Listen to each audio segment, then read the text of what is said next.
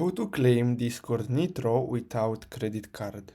So basically, in order to claim Discord Nitro without credit card, what you're gonna have to do is simply go to user settings and then simply go to Nitro, and then here what you're gonna have to do is simply click on gift inventory, and then you're gonna have to redeem a Nitro gift card. So you can get those on Amazon. As you can see, Nitro 1 month subscription gift card, digital code, as you can see, for $10.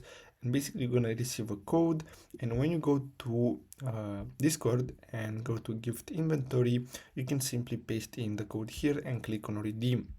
Now there is another way, so you can basically ask someone to gift you the Nitro, because you can gift the Nitro to others. So as you can see, you can go to Nitro and then click on gift Nitro, and then here you're gonna have to choose the plan, then click on it, then click on select, and then here as you can see you have PaySafe card, PayPal card, and then after you pay you're gonna be able to choose to which of your friends you want to basically gift Nitro.